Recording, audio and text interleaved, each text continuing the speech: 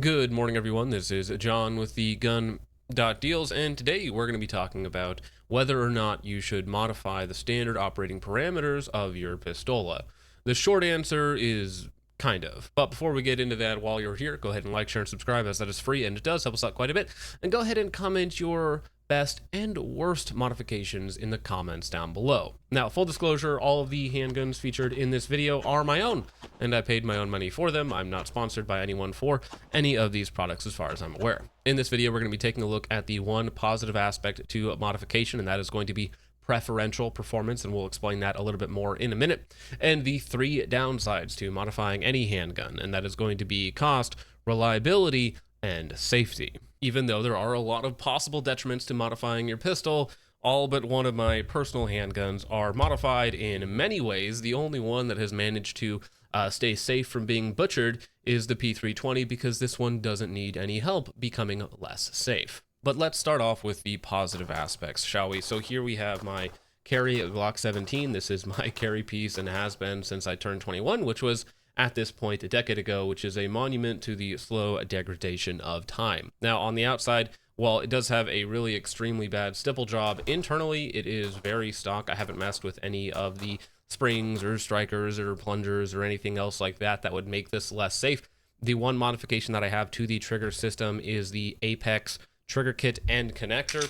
It's still a really kind of sloppy, spongy rolling break of about 5 pounds, which is perfectly acceptable for a Glock. You have a lot of take up and then a very long rolling break, decent reset, and it goes bang every time. I subjectively like the trigger shoe a little bit more, and that comes into the preference. Now, the main performance modification of this handgun is actually the ported slide and barrel combo from AIM Surplus, which is an inexpensive way to cut out about 20% of recoil. So for a light, somewhat snappy polymer framed handgun with a mediocre trigger, it actually shoots really well. And this is my carry piece on here. We have a TLR1. Preferentially, the grip feels a little bit better, has a little bit more traction. The trigger is subjectively a little better, though it's certainly not raced out by any means. And the main thing is going to be, again, that ported barrel that actually changes how the gun performs. The downside is that this can be a little bit finicky with some ammo. I don't run weak ammo in this handgun because sometimes you won't have enough to make it run with the ports on the barrel, because that does cut out some of the energy from the slide. So I do usually try to run it with a little bit hotter ammo, and when using hotter ammo, it's been basically perfectly reliable, even though this is kind of a sketchy ghetto carry gun that I've just been using for the last decade or so. As far as cost goes, the stipple job didn't cost me anything other than the sanctity of my eyes. The trigger was $100-ish, I want to say. The barrel and slide combo, another couple $100. So I almost doubled the buying price of this Glock 17 Gen 3 when I bought it, 10 years ago at this point. And I really didn't add all that much performance to it. Again, preferentially, subjectively, I like it a little bit more, and it's kind of just an acquired taste at this point. Now, when we move on to something that's maybe a little bit more extreme, and this is going to definitely delve into the more dangerous aspects of modification for sure. We have here a Canik Rival S, which is a steel-framed, striker-fired handgun that is tricked out as much as it can be to play around in limited optics and carry optics. And with this one, I want to be very clear that this is a gamer gun. I don't really consider it safe or practical for a variety of reasons, and it can be a little bit more finicky depending on what we're doing with it, and we'll go ahead and get into all of that now. So this is essentially the end game of a Rival S, unless you're doing some crazy ports or compensator on the end. So we have adjusted our recoil springs, our trigger return spring, our trigger shoe. We have our safety plunger with a performance spring, which just means that it's lighter. What that does as far as performance, at least as the trigger is concerned, is it removes about 50% of the total take-up of the trigger. We also have taken off 2 pounds in terms of the total weight, so we have less take-up, a very, very nice little crisp wall, and about a 3-pound break. It might even be a little bit under 3 pounds at this point. And while that is nice as far as performance goes, we have our safety plunger has a reduced power spring, which means that it is going to be less effective at its job. The trade-off there is you get a lighter trigger. Our trigger return spring is also lighter. It's about 2 pounds lighter than stock, which means that you get a lighter trigger, but also that there's less resistance to the trigger going back on its own. We've decreased the total travel of the trigger, which means that this may or may not be drop safe depending on your set of circumstances. The one thing that I haven't messed with yet is the striker spring. You can get a 10% reduced striker spring on here, which again can modify the sear engagement and potentially make it less safe.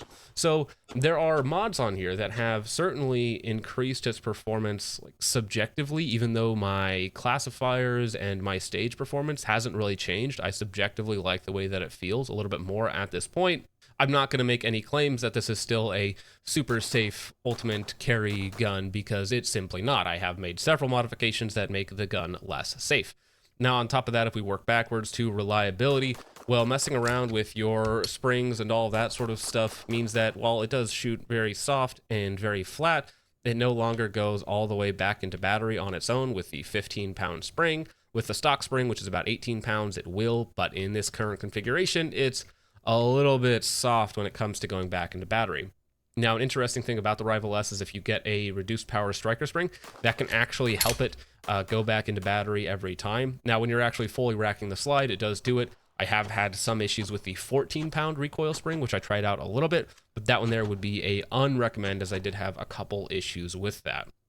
Now, when we get into the cost aspect of it, if we talk about the brass guide rod spring, trigger return spring, trigger shoe from Overwatch Precision, grip tape, plus the brass lock grips on here, we've taken a $700 gun and we've made it over $1,000, which is going to bring us right up to a Shadow 2 almost in terms of cost, or at least a used Shadow 2 in terms of cost. And have we really enhanced the performance all that much? No, not really, to be perfectly honest. Again, subjectively, there's a couple things that I like a little bit more, but for that slight subjective performance increase, we now have a less reliable, more expensive, and I would say objectively less safe handgun. Now, when it comes to the game of USPSA, it is a game. Your gun is loaded for maybe 30 seconds at a time at most. Probably not that big of a deal when it comes to like duty grade or carrying it or whatever circumstance that you might deploy a handgun into. And I am honestly fine with guns being less safe for specific applications. For instance, most 1911s and 2011s out there are not drop safe. Everybody knows that they're not drop safe, but for the application, they should be all right. Now, it is a little strange when you see cops running around with like a Staccato XC or something like that, where, you know, that thing, if takes the wrong impact, might send around where they don't want. Speaking of unsafe guns, my most recent purchase is a Cajunized Shadow 2, and while Shadow 2s are kind of the top dog as far as carry optics go, again, for the game of USPSA, they're objectively unsafe when heavily modified, at least in terms of their drop safety. They don't have a active firing pin block, and when you lighten the single action trigger to under 2 pounds with a reduced hammer spring, and things can get a little bit fuzzy if they get dropped. Now, again, it's up to you whether that's worth it to you personally for that little bit of extra subjective performance.